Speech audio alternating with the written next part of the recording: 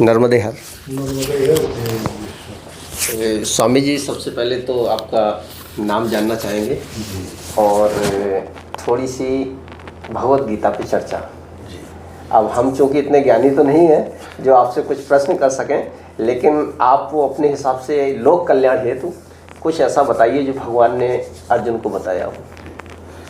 एक तो मेरा नाम श्रीकांत है और मेरे सदगुरुदेव भगवान जो थे गीता अनुरागी के नाम से मुझे संबोधित करते थे जी।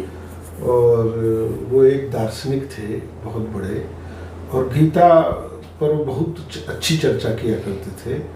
तो अब इस समय पर मेरा नाम श्रीकांत गीता अनुरागी के नाम से लोग जानते हैं। अच्छा।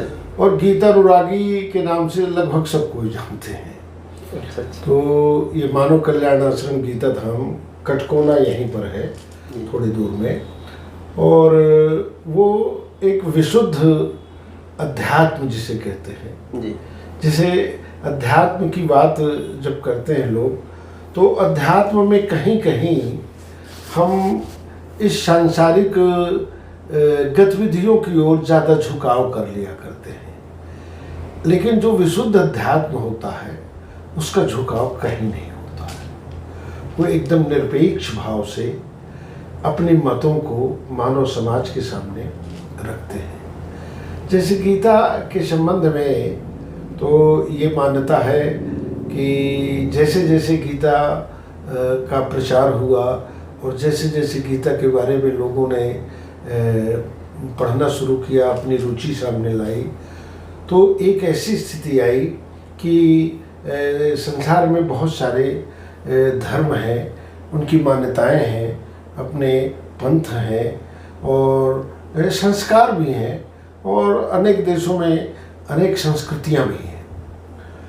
लेकिन जब विभिन्न संस्कृतियों से जुड़े हुए व्यक्ति भी श्रीमद् भगवद गीता को पढ़ते हैं और पढ़ने के बाद थोड़ी अपनी विवेक शक्ति का जब प्रयोग करने लगते हैं, तो उस समय पर लगता है कि इस संसार का सर्वश्रेष्ठ प्राणी जो है वो तो मनुष्य ही है। और इस सर्वश्रेष्ठ प्राणी मनुष्य के लिए जो सर्वश्रेष्ठ मार्गदर्शन है वो श्रीमद् भगवद गीता से ही मिलता है। तो इसमें क्या क्या ऐसा प्राणी को करना चाहिए मनुष्य को जी, जिससे वो भगवत कृपा की प्राप्ति कर सके? अब भगवत कृपा की प्राप्ति तो व्यक्ति के जीवनचर्या पर निर्भर करता है। सबसे पहली बात यह है कि हम ईश्वर की खोज करते हैं, तलाश करते हैं, लेकिन हमें ये पता नहीं है कि आखिर हम ईश्वर की तलाश में क्यों हैं। यदि इस प्रश्न का उत्तर किसी व्यक्ति को मिल जाए तो ईश्वर की खोज फिर शायद समाप्त हो जाएगी, और वो इसलिए समाप्त होगी क्योंकि ईश्वर कहीं छिपा तो है नहीं। जो सर्वव्यापक है उसको क्या खोजना? कण-कण में व्याप्त है। वो कण-कण में व्याप्त है। उसको खोजने से अब वो हमारे अंदर भी है, जो कण-कण में है, तो उसी कणों का जो संघात है, समुच्चय है, उसी से तो हमारा शरीर बना हुआ है। और जब ये शरीर बना हुआ है तो हमें ये क्यों विश्वास नहीं हो रहा है कि क्या कहते हैं, ईश्वर हमारे अंदर ही है। जैसे भगवान ने श्रीमद् भगवद गीता में पुरुषोत्तम योग में एक बहुत सुंदर सा सूत्र दिया कि ममई वांसो जीवलोके जीव भूता सनातना। ये सनातन से है अर्जुन कि इस संसार में जितने लोग हैं, चाहे वो जीव के रूप में हो या बहुत बड़े शरीर का आकार उन्हें मिला हो, या कोई पदार्थ हो जिसे हम जड़ कहते हैं, और हम जड़ को ये मानते हैं कि यूं ही है, लेकिन नहीं, वो जड़ भी और वो चेतन भी, ये दोनों मेरे ही स्वरूप हैं। तो अब कहीं ये विवाद तो रह नहीं जाता है कि वो है कहाँ आखिर। तो उसको समझने के लिए यदि हम प्रयत्न करते हैं अपने जीवन काल में, हम सब कुछ करते रहें, इस शरीर की जो आवश्यकताएं हैं, इनकी संवेदनशीलताएं जो हैं, ये हमें अपनी ओर आकर्षित करती हैं। लेकिन इनके आकर्षण में यदि हम अपने विवेक शक्ति का भी कहीं कहीं यदि प्रयोग करें, तो ये आकर्षण जिसको हम जितना मजबूत मानते हैं, ये फिर बहुत ढीले पड़ जाते हैं। और ये जब ढीले पड़ जाते हैं तो फिर जो हमारा रास्ता होता है वो एक निरपेक्ष भाव का होता है, वो हो जाता है अनपेक्षा सुचिर दक्षा उदासीनो गतव्य था। फिर इस संसार से जो हमारी अपेक्षाएं हैं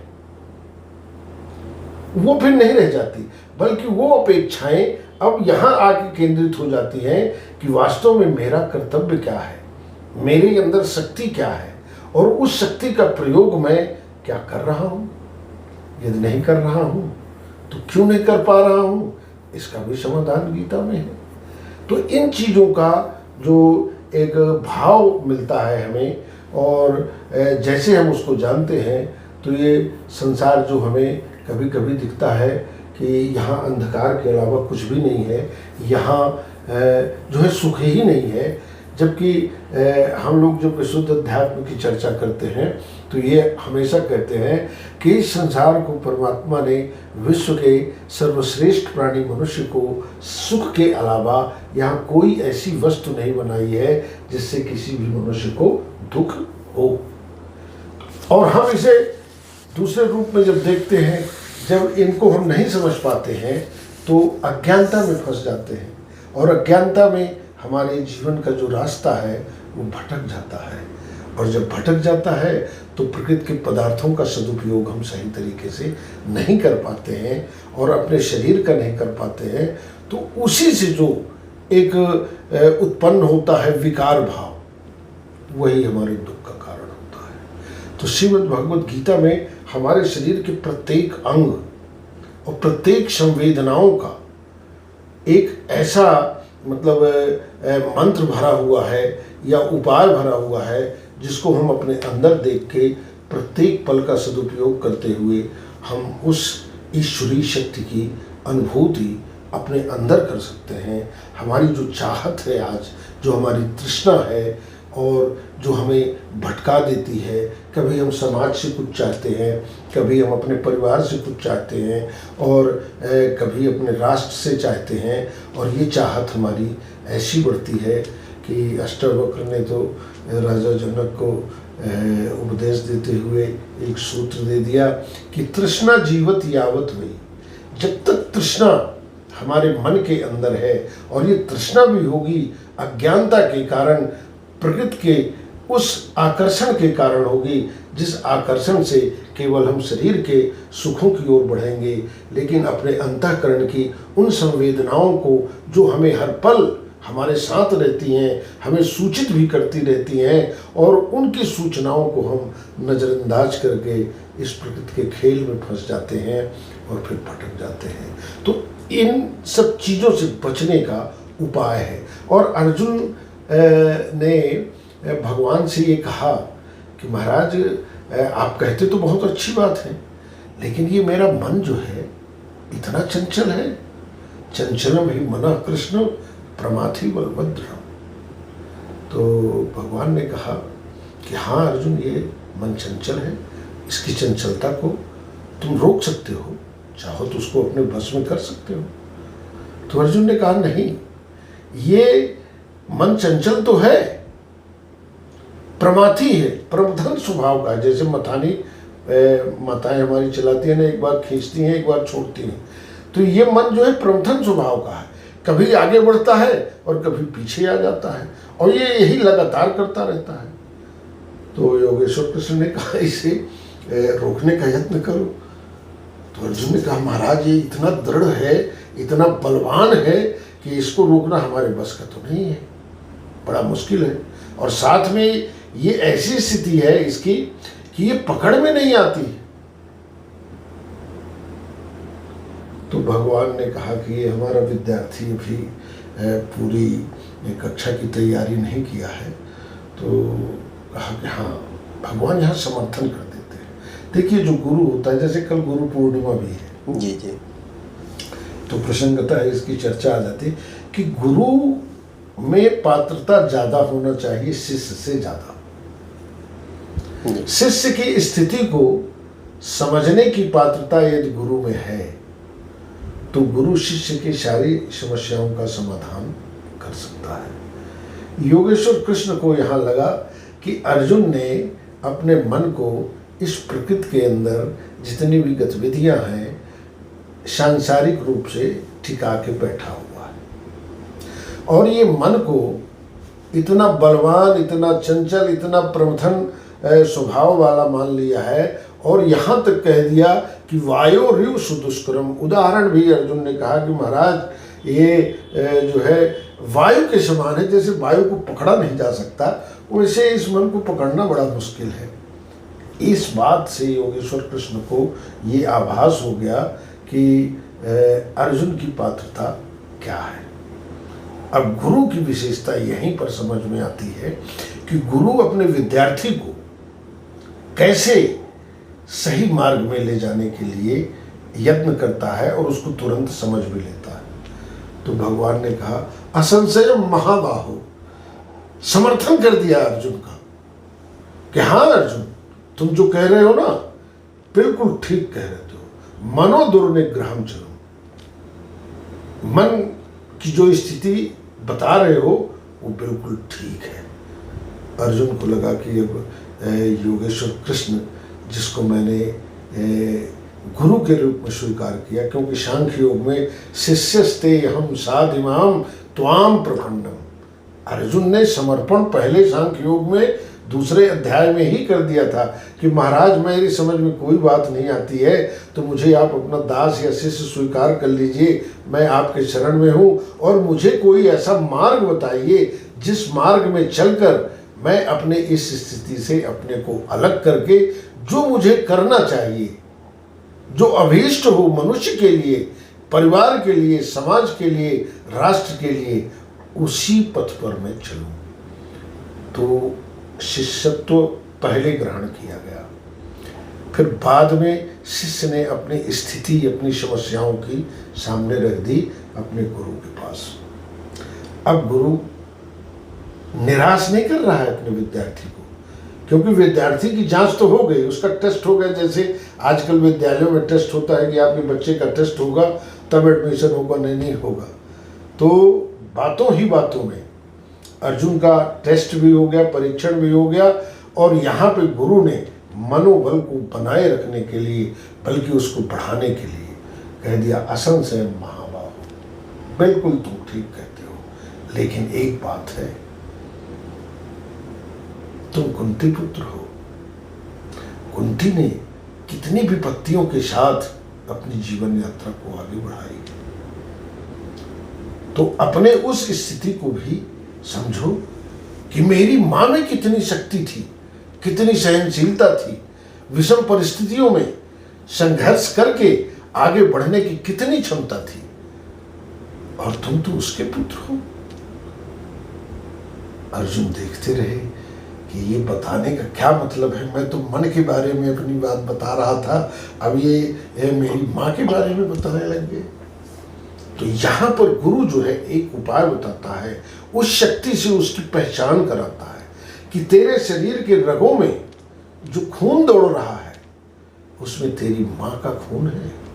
अभ्यासेन तु कौन्तेय, अर्जुन एक काम करना, अभ्यास करना तो शुरू कर दे, और जब अभ्यास करना शुरू कर देगा तो फिर तेरे इस मन की स्थिति, जिसको तू प्रमथन स्वभाव का कहता है, जिसको बलवान कहता है, जिसको दृढ़ कहता है, अब हम केवल यही कहेंगे कि तू अभ्यास कर और फिर इसके बाद आ, फिर अपना मत तू देना, फिर अपनी अनुभूति देना, फिर तुम्हें कैसा लग रहा है ये बताना।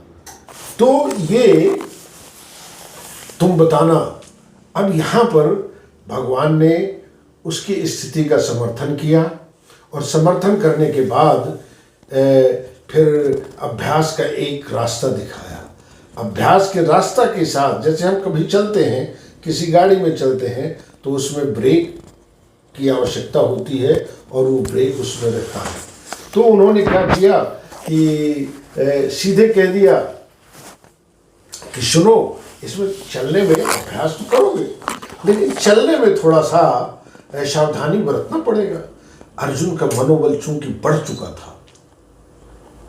क्योंकि अर्जुन को यह एहसास हो गया कि मेरी गलती को जो है योगेश्वर कृष्ण खराब नहीं मान रहे हैं, मेरी गलती का भी उन्होंने समर्थन किया और उसको वो सावधानी क्या है, इसके बारे में योगेश्वर कृष्ण ने अपने शिष्य को कहा, असंयतात्मना योगो दुष्प्राप। संसार का कोई भी असंयमित व्यक्ति जिसमें संयम नहीं है वो योग के मार्ग में नहीं चल सकता। अर्थात अर्जुन, तुझे अपने जीवन के बारे में जब कभी भी कुछ किसी लक्ष्य की ओर जाना है तो उस लक्ष्य के साथ अपनी सामर्थ्य और सामर्थ्य के साथ संयम का होना बहुत जरूरी है। यदि संयम नहीं होगा तो फिर वो लक्ष्य प्राप्त नहीं होगा। और संयम करना कहाँ है? या तो हमारी आंखें कुछ कहेंगी, संकेत करेंगी, या कान कुछ सुन लिए तो उससे प्रतिक्रिया होगी, या कि उस ओर हम बढ़ पड़ेंगे, चाहे सकारात्मक हो या नकारात्मक। दोनों तरह की संवेदनाएं ये कान, आँख, नाक, हमारे ये जिह्वा, मुंह, ये त्वचा, इनकी सबकी अपनी अपनी विशेषताएं हैं और ये अपनी विशेषताओं के अनुकूल ही रहना चाहते, ये प्रतिकूल नहीं रहना चाहते। लेकिन ईश्वर ने ऐसी रचना की है कि ये किसी एक के साथ जो है ये कहें कि नहीं, हम यदि हम अपने कान को कह दें कि भगवान के भजन के अलावा ऐ कान तू कुछ न सुनना, ये क्षमता किसी मनुष्य को नहीं है। ये कान हमारे परमात्मा के वचन भी सुनेंगे और कोई गाली दे रहा है तो गाली भी सुन लेंगे। ये हमारी आंखें जो हैं ये अच्छी वस्तु को भी देखती हैं और खराब वस्तुओं को भी देखती हैं, लेकिन संदेशा ये दोनों का मस्तिष्क को अवश्य देती है। जिह्वा भी देखिए ये अपने स्वाद के स्थिति में कड़वे का भी ज्ञान करा देती हैं, मीठे का भी करा देती है। मतलब इनको ईश्वर ने ऐसा बनाया है कि कहीं कोई चीज़ बहुत बुरी नहीं है, उनका पता लगाने के बाद चाहत क्या बन रही है हमारे मनोमस्तिष्क में,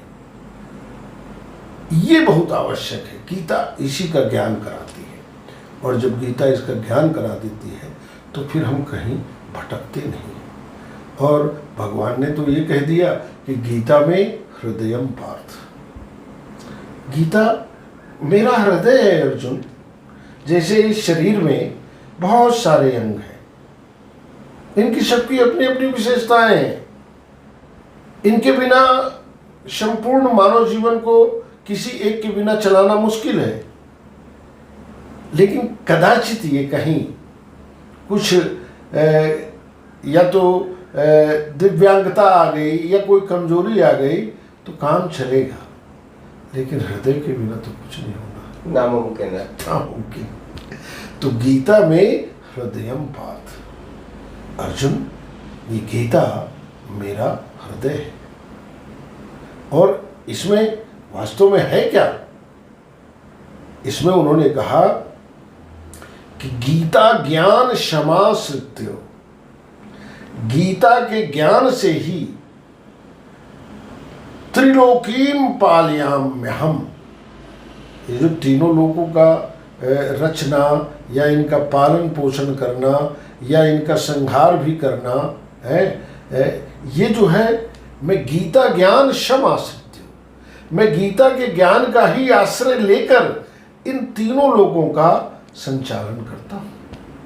मैया अध्यक्षेण प्रकृते सूयते सचराचरम, चर और अचर इन दोनों का मैं संचालन जो है अपनी अध्यक्षता में, मतलब अपनी सत्ता के साथ करता हूँ। तो गीता में ऐसे ऐसे सूत्र हैं जिन सूत्रों से हम यदि अभ्यास के द्वारा जुड़ गए, अपने आप को जोड़ लिए, तो फिर भटकाव तो इस संसार में नहीं है, क्योंकि उसको जब हम जान जाएंगे तो हमारी चाहत भी सीमित हो जाएगी। क्योंकि भगवान ने पहले कह दिया युक्ताहार विहार से, आहार हमें कितना चाहिए? आहार हमें उतना चाहिए जितना इस शरीर के लिए आवश्यक है। थोड़ी सावधानी रखते हैं कि ये कभी चल पाया न चल पाया, तो 1 दिन 2 दिन 4 दिन 6 दिन के लिए मान लीजिए हम कहीं एकत्र ही संग्रह ही करना चाहते हैं तो कर लें। लेकिन साथ में ये भी तो है कि भाई हमारे एक पल का भी तो ठिकाना नहीं है, इसका भी तो हमें ज्ञान होना चाहिए। जिस मृत्यु से हम डरते हैं कि हमारी मृत्यु हो जाएगी, उसको भी भगवान ने कह दिया कि मृत्यु सर्वहर्ष चाहूँ। यार अर्जुन, जिस मृत्यु से लोग डरते हैं वो मृत्यु कोई और नहीं, वो मृत्यु तो मैं ही हूँ और तलाश मेरी ही है। खोज मुझे ही लोग रहे हैं और मृत्यु भी मैं ही हूँ, तो वो मेरे उस स्वरूप से डर रहे हैं। अब हमारी चाहत हमसे यदि है कुछ तो पदार्थों के लिए है। यदि हम भगवान की तलाश में कहीं जा रहे हैं तो भगवान तो मिल जाएगा। आखिर हम भगवान से मांगेंगे क्या? पदार्थ मांगेंगे, उसकी मात्रा मांगेंगे, उसकी स्थायित्व को मांगेंगे, भौतिक सुख मांगते हैं। अब मैं पूरा उसको इसलिए नहीं कह रहा हूँ कि आध्यात्मिक जब कभी भी चर्चा होती है तो हम लोग क्या करते हैं कि यदि कहीं भौतिक पदार्थों के बारे में थोड़ा तीखा बोल देते हैं तो लोगों को लगता है कि यार फिर बचता क्या है, तो उसको बचा। तो भौतिक सुख के लिए हम आगे बढ़ना चाहते हैं। परमात्मा की हमारी तलाश केवल भौतिक पदार्थों के लिए है, हमारी महत्वाकांक्षा के लिए है और दीर्घ काल तक हम उसको अपने साथ रखना चाहते हैं, जबकि हमें ये पता नहीं है कि हमारी जब सांस चलेगी तो ये रुक कितनी देर जाएगी, इसका पता नहीं है। ये भी हमें मालूम है और इसके बाद हम लाखों वर्षों के लिए, लाखों पीढ़ियों के लिए हम प्रयत्न करके सब कुछ संग्रह कर लेना चाहते हैं। योगेश्वर कृष्ण ने संग्रह का विरोध नहीं किया है। उन्होंने कहा है कर्म नहीं वही संसिद्धि मास्तः जनकादया। अर्जुन, जनक जैसे वैभवशाली थे ना, आप सब वैभवशाली हो सकते हो, कोई दिक्कत नहीं है, लेकिन जनक की आसक्ति एक तिनके में भी नहीं थी। मर्यादा पुरुषोत्तम भगवान राम को ये बताया जाता है कि कल राज्याभिषेक होगा और कुछ दिन निकलने के पहले, समय के पहले ही एक ऐसा सूचना उनके पास पहुंच जाता है कि अब राज्याभिषेक नहीं, अब क्या कहते हैं, आपको वन जाना पड़ेगा। तो मर्यादा पुरुषोत्तम भगवान राम वहाँ घबराए थोड़ी है। वो जैसे घास के तिनके को हम छोड़ देते हैं ना, ऐसे वो अयोध्या के राज्य को तिनके के समान मान के छोड़ दिए और वो बिल्कुल तत्पर, जैसे एक फौजी तैयार होता है ना, कि जैसे उसका कमांडर ऑर्डर देता है कि अब आपको यहाँ मूव करना है, तो मर्यादा पुरुषोत्तम भगवान श्री राम जो थे उसी पल वो बिल्कुल मिलिट्री की तरह तैयार जी। जबकि पिताजी ने कहा कुछ नहीं, अभी केवल मैसेज है, संदेशा है। तो इतनी तैयारी होनी चाहिए यदि हमारी पदार्थों के प्रति कि हमें इसकी आवश्यकता कितनी है और कितनी नहीं है। तो लोक संग्रह में वापी समाज कल्याण के लिए, मानव कल्याण के लिए, प्रकृति संरक्षण के लिए, समाज की रक्षा के लिए, राष्ट्र की रक्षा के लिए लोक संग्रह हमें करना चाहिए। उसको उन्होंने कहा है। उसका प्रूव हमारी तरफ से एक ही उदाहरण हो सकता है। जो लोग अधिक संग्रह करते हैं जी, उन्हें खंडर पड़े किलों में जाना चाहिए। और फिर ये अपने आप से प्रश्न करना चाहिए कि ये राजा ने जब किला बनवाया होगा तो कितने अरमान रहे होंगे, क्या उसने कभी सोचा होगा कि इस किले की ये हालत होगी। जो है हमारे गुरु जी इसका उदाहरण दिया करते थे कि रावण जब चलता था धरती में तो धरती हिलती थी। उसके पास 10, 20, 50 तोले सोने नहीं थे, या किलो या कुंटल नहीं थे, और केवल उसी के पास भर नहीं थी, पूरी नगरी सोने की बनी थी उसकी, और देवी देवता उसके पास थे। वो जो कहता था वो करते थे। उसने ऐसी शक्ति, ऐसी साधना प्राप्त की थी। लेकिन अब कहाँ है? वही तो जो संग्रह करते थे उनका। और वही देखिए, राजा ने जो लोकहित में जितने कार्य किए थे उन कार्यों की वजह से राजा को याद किया जाता है, ना कि अच्छा महल बनाने से। महल तो सब खंडर होगा, वो देखने के लिए है। और काम जो है नहीं, अब उससे कोई प्रेरणा, यदि वो अच्छा किया है तो उसकी प्रेरणा मिलती है, और नहीं तो रावण जैसे राजा है, उसका कोई नाम लेने वाला नहीं है। हिरण्यकश्यप हिरणाक्ष जैसे थे, इनका कोई नाम लेने वाला नहीं है, लेकिन उन्हीं के परिवार का जो भक्त प्रहलाद हुआ उसका नाम आज भी लिया जाता है वो भी आसुरी वृत्ति का, आसुरी वृत्ति परिवार में ही वो पैदा हुआ, लेकिन उसके अंदर यही है गीता की एक मतलब विशेषता कि गीता में जो कहा है कि मैं प्रकृति भी हूँ अर्जुन और ये पुरुष भी हूँ, मतलब ये संसार भी जो पदार्थ है वो मुझसे अलग नहीं है, वो किसी भी पदार्थ का विरोध नहीं करते हैं और ना भौतिक सुख को खराब मानते हैं, भौतिक सुख को भी अच्छा मानते हैं, लेकिन वो ये जरूर कहते हैं युक्त आहार विहारस्य युक्त चेष्टस्य कर्मसु। इन पदार्थों के प्रति जो है हमारी स्थिति ये हो, हमारी जो चेष्टा हो युक्त हो। युक्त शब्द का प्रयोग हम उस समय पर करते हैं न कम हो और न अधिक हो, पर्याप्त, हाँ समान हो। समत्वम योग उच्चते, जो एक है ना कि क्षमता के योग को प्राप्त करना है, हमें इस शरीर को इतना मजबूत नहीं बनाना है कि ये झुक ही न सके, हमें इतना ज्ञान प्राप्त नहीं कर लेना है कि हम अपने से छोटे लोगों के बीच में उनसे बात करने में कहें कि ये अंग्रेजी नहीं जानता, कि ये संस्कृत नहीं जानता, या कि ये अन्य भाषा नहीं जानता, इसलिए बात न कर पाएंगे। हमारे पास ज्ञान भी उतना हो कि हम उस अज्ञानी के साथ भी रहकर उसको ज्ञानवान बना दें। गीता में बहुत सुंदर सुंदर सूत्र हैं, जो चेत सर्व कर्माणि विद्वान युक्त क्षमाचर। अर्जुन, यदि तुम ज्ञानी हो तो अज्ञानियों के बीच में जाओ ना, उनके अज्ञान की पहचान करो और उनके साथ बिल्कुल जैसा वो करते हैं वैसा ही तुम भी करो, और ये तुम ज्ञानी हो तो कुछ दिनों में उनको ज्ञानी बना के चले आओ, तुम्हारा काम पूरा हो गया। तुम ज्ञानी हो तो ऐसा करके दिखाओ। तो ना तो ज़्यादा धनवान बन करके हमें लोगों से अपने आप को अलग कर लेना। भाई हवाई जहाज उड़ रही है आसमान में, हमने उसमें ईंधन डाल दिया, उसको अनुकूल बना लिया कि वहाँ वो वायुमंडल में रह सके, लेकिन कब तक? धरती में तो आना पड़ेगा ना। जी बिल्कुल है।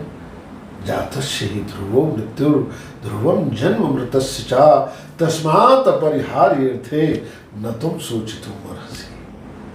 अर्जुन, जिसका जन्म हुआ है यार उसकी मृत्यु अवश्य होगी, इसका इस संसार में कोई उपाय नहीं है, कोई विकल्प नहीं है, और तुम उसी के बारे में पूछ रहे हो, उनसे उसी के बारे में सोच रहे हो, उसी के बारे में चिंतित हो, और तुम्हारा गांडीव जो धनुष है इसमें इतना युद्ध किए, इतने लोगों को मारे, अब जब काम आया तो कहते हो मेरे हाथ कम रहे, तुम अब परेशान हो रहे हो।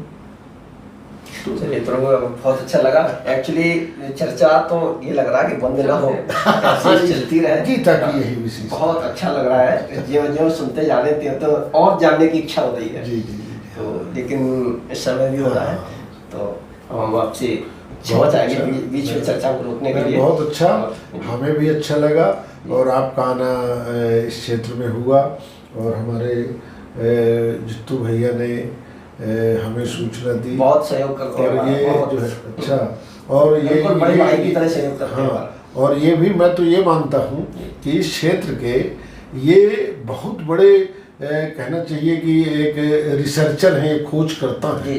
इन्होंने एक शिवलिंगी बीज की संबंध में जो खोज की है, शायद आपकी चर्चा और उन्होंने गणेश प्रतिमा बनाई थी, गणेश प्रतिमा, और वो और ये जो है देखिए ना, हम इसको जैसे लोग कहते हैं ना कि औषधियों का कुछ नहीं है, हमारे जड़ी बूटियों का, मैं भी अच्छा आप पहनते हैं? मैं इसको पहना हूँ।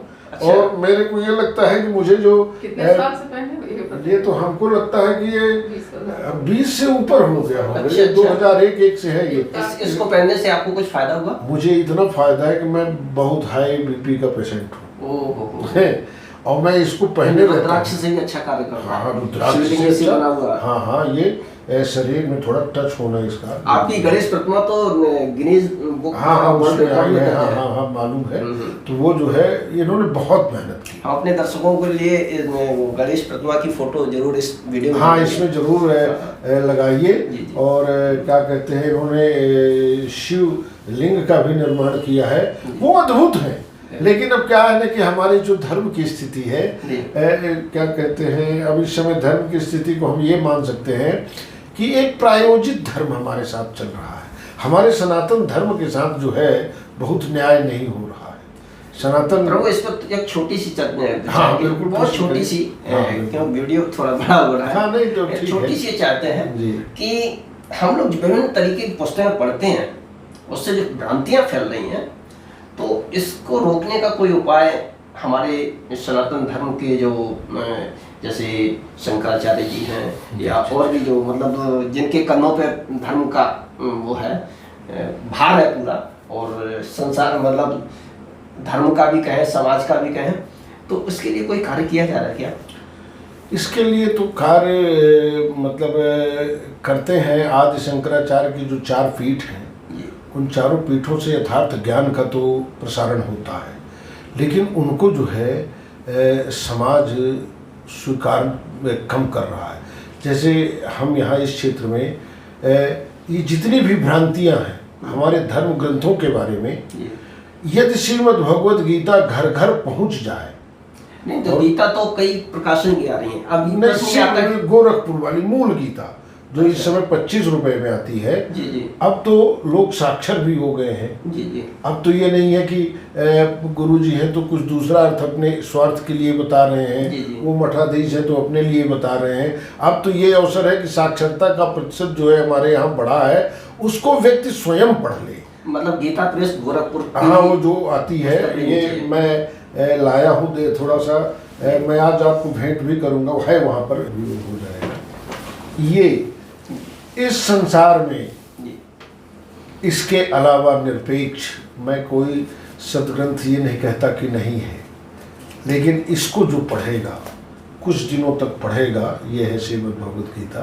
गीता प्रेस गोरखपुर, गीता प्रेस गोरखपुर, ये मूल गीता है। जी जी, और ये मैं आपको अपने गीता धाम की ओर से इसको मैं भेंट कर रहा हूँ, और ये आग्रह करता हूँ कि कुछ पल आप बैठे रहिए, कुछ पल आप निकाल के इसको आप पढ़ेंगे तो अद्भुत आनंद की अनुभूति होगी। जी जी, और फिर दर्शकों को भी दिखा दें इसको। हाँ, गीता प्रेस गोरखपुर, ये घर घर हो और जन जन में पहुँचे और हर मस्तिष्क में पहुँच जाए। तो धर्म की जितनी भी भ्रांतियाँ फैली हुई हैं हमारे समाज में, हमारे देश में, और जो धर्म के बारे में अपने अपने मतों को बता करके सामान्य जन को विचलित कर रहे हैं, फिर वो विचलित न कर सकेंगे, चाहे वो अपनी सारी ताकत लगा दें। बहुत बहुत धन्यवाद स्वामी जी, बहुत अच्छा लगा आपसे करके। चर्चा तो बंद करने का मन नहीं होता। बहुत अच्छा लगा हमें भी।